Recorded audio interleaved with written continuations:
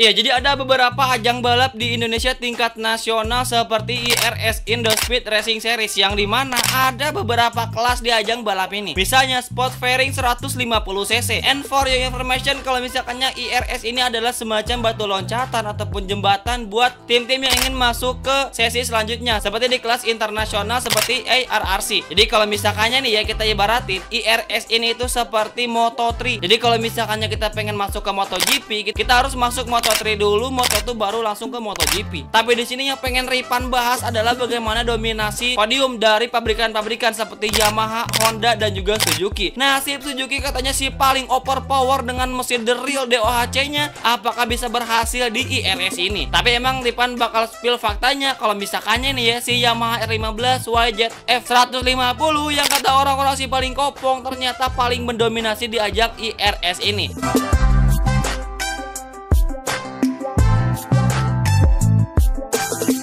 Ripan juga nanti bakal spill ya, motornya yang cuma 150 cc tanpa bore up, tapi output powernya bisa setara dengan motor 250 cc 2 silinder. Nah di situ Ripan juga nanti bakal spill. Jadi siapa tahu dari kalian pengen mengcopy bagaimana konfigurasi motor IRS dari Yamaha. Lantas yang paling menjadi pertanyaannya adalah bagaimana nasib Honda si CBR 150R DOHC klotoknya, yang katanya si orang-orang paling DOHC. Tapi kita tahu kalau misalkannya di kelas 150 cc emang ini CBR paling bapuk powernya.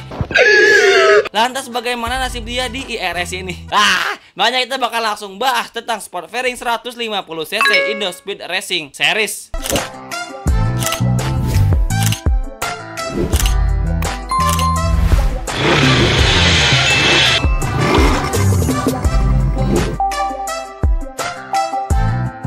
Oke, halo semuanya, balik lagi di King Ripan. Kali ini Ripan bakal membahas tentang sebuah ajang balap event nasional yang ada di Indonesia. Bisa dibilang ini populer banget, yaitu IRS atau Indo Speed Racing Series. Yang dimana event balap ini ada beberapa kelas, tapi di sini Ripan bakal bahas dan lebih fokus pada kelas Sport Fairing 150 cc dan fokus juga lihat 3 pabrikan yang paling dominan di Indonesia seperti Yamaha dengan YZF 150, Honda dengan CBR 150, dan juga Suzuki dengan GSX Silele 150-nya. Ripan juga bakal jelaskan terlebih dahulu tentang IRS ini itu sendiri. Nah, jadi penyelenggara dari IRS ini adalah PT Indo Speed Racing Management, yang pastinya bekerja sama dengan IMI atau Ikatan Motor Indonesia. Nah, untuk ajang balapnya ini tuh biasanya diada-adain bukan di terminal bus, apalagi di jalan tol, tapi biasanya pastinya ada di sirkuit Sentul Internasional, sirkuit ataupun di Mandalika. Jelas dong, secara nasional kan. Dan tujuan-tujuan diadakannya IRS ini pastinya buat menunjang ajang pembinaan pembalap nasional, karena secara ini event tingkat nasional dan memberikan panggung untuk tim pabrikan dan juga privatir, dan menjadi jalur menuju balap Asia Road Race Championship atau biasa kita sebut dengan ARRC, seperti yang Ripan tadi bilang, sebagai batu loncatan. Karena kalau misalkannya kita ngomongin ajang balap di Indonesia, kita memang lebih kegentungan dengan motor-motor bebek. Makanya kita susah banget buat beradaptasi buat masuk ke ajang balap dengan kapasitas mesin motor yang besar seperti Sport Fairing. Karena ya kebanyakan dari kita cuman balapan itu cuman buat menang dan juga sponsor, tanpa mikirin potensi buat ke jenjang yang lebih serius. Makanya jarang banget ada peminat yang buat lebih fokus di motor sport moge misalnya. Makanya sulit banget buat Indonesia bisa berkembang di MotoGP. Ya jangankan MotoGP, dah di Moto3, Moto2 aja kita cuman sebagai tamu doang gitu ya. Ataupun masuk MotoGP juga cuman sponsor doang. Kagak ada pembalap resmi dari Indonesia ataupun tim yang bisa tembus ke MotoGP. Itu udah bahas BTW ya, cari aja di King Ripan. Anjay.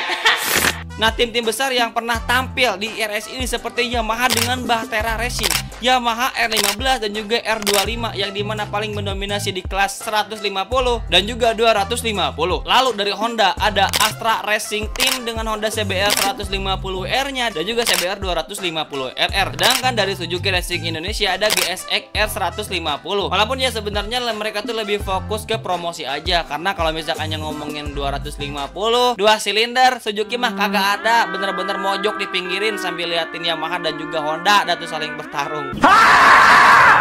Kawasaki kalau misalkannya kelas 250. Lantas kalau misalkannya kita ngomongin Bang Ripan, kenapa sih IRS ini tuh bener-bener begitu penting banget gitu ya buat potensi ajang balap di Indonesia buat besok dan buat kedepannya. Jadi emang seperti yang Ripan tadi bilang, sebagai batu loncatan buat pembalap nasional yang ingin pindah kasta menjadi balap internasional seperti ARRC. Misalnya seperti Bang Galang Hendra, Bang Gary Salim, dan juga Bang Raffi Topan yang berhasil menuju RRC dan juga bahkan masuk ke Moto3. Dan juga pastinya memiliki regulasi yang sangat ketat. Jadi skill rider dan performa motor benar-benar dikaji dan diulang-ulang terus buat mendapatkan fair use, atau ya buat mendapatkan hasil spesifikasi yang adil buat meminimalisir terjadinya kecurangan antar tim pembalap. Terus emang kelas sport 150cc di IRS adalah salah satu dari sedikit ajang resmi di Indonesia yang murni untuk motor sport fairing 150cc, bukan bebek. Jadi selain IRS ini jarang banget ada ajang event balap kelas sport fairing 150cc. Jadi cuman yang mengakomodirnya itu salah satunya itu ada dari IRS ini. Terus ada beberapa tim populer dan juga kesuksesannya di IRC 150 yang pastinya didominasi oleh Yamaha. Seperti pembalap Bang Richard Tarore dari tim 549 Kaboci menjadi juara nasional kelas sport 150cc di IRS 2018. Jadi pada seri perdana IRS 2018, Yamaha YZ FR15 mendominasi podium. Sedangkan IRS 2017 bahkan menyebut one side race karena hampir seluruh urutan podium 1-12 diisi oleh Yamaha. Gokil gak tuh Yamaha ya? Motor-motor yang digadang-gadang cuman motor dengan konfigurasi SOHC doang, tapi buktinya di ajang balap ini pabrikan bisa sangat menonjol dan juga mendominasi hingga masuk ke podium. Lalu kalau misalkannya kita ngomongin nasib dari Suzuki pada IRS Sport 150cc 2014, emang Suzuki sempat pernah merasakan dominasi dari rasanya itu definisi podium. Jadi kalau misalkannya kita ngomongin DOHC, the real DOHC dari Suzuki, ya meskipun tidak mendominasi, seenggaknya meskipun udah 10 tahun yang lalu dari sekarang mereka pernah podium juga intinya. Meskipun emang powernya digadang-gadangnya katanya sih paling gede gitu ya, nyatanya emang cuman baru 1 kali doang podium pada tahun 2014. Ini mana menjadi juara umum dengan ridernya Bang Raffi Topan yang tampil dominan dan memenangkan putaran kelima di Sentul. Sedangkan Honda nih ya tidak ada informasi spesifik yang menginformasikan bagaimana kesuksesan mereka di ajang balap IRS ini, atau mungkin ya bisa Ripan bilang ya gimana adanya kita di lapangan dah. Kalau misalkannya kita ngomongin motor sport 150cc, emang secara power ini CBR yang paling bapuk dah. Lagian siapa yang mau balap pakai gerobak bakso pak? Gini gitu ya maksudnya apa gimana? Ada tuh sport fairing kok stangnya udah kayak motor bebek, kocak.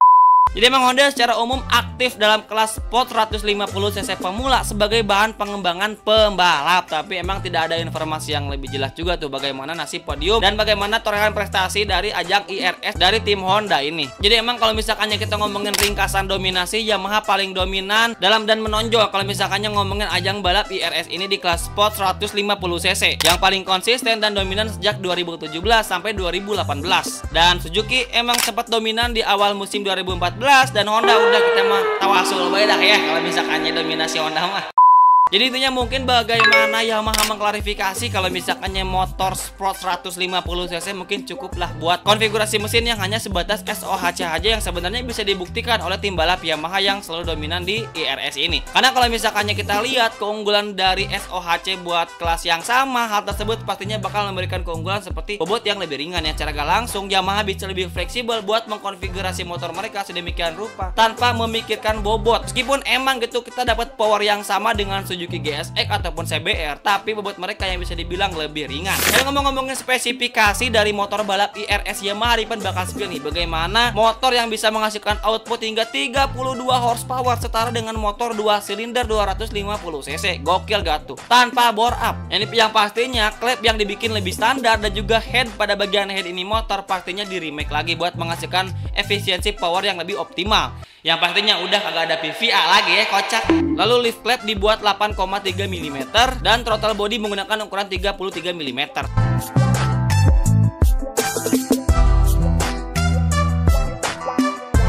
Itu kan spesifikasi teknis dari Yamaha, dan Ripan juga udah menemukan sumber tuh spesifikasi teknis dari Honda dan juga Suzuki. Padahal kalau misalkannya mereka pengen mah copy back konfigurasi dari Yamaha gitu ya, biar mereka bisa ngerasain podium apalagi Honda gitu. Diam! Kasian kagak pernah podium. Ngikut dah tuh pakai settingan Yamaha Honda. Ah, gila. Ya, jadi gitu intinya kalau misalkannya kita ngomongin motor yang paling dominan dengan output power yang paling efisien ada di Yamaha 15. Sedangkan kalau misalkannya kita ngomongin motor yang katanya si paling DOHC, si paling powernya yang paling overkill, nyatanya motor tersebut hanya mendominasi sekali pada tahun 2014 kemarin ya, 10 tahun yang lalu. Terus kalau misalkannya kita ngomongin Honda, ya udahlah, kalau misalkannya Honda mah ya emang di kelasnya aja paling lemot, gimana mereka bisa mendominasi. Jadi di sini kita bisa mengapresiasi bagaimana Yamaha bisa mendominasi kelas IRS meskipun cuma SOHC, tapi faktanya bisa ngebantai DOHC 150 cc gitu ya.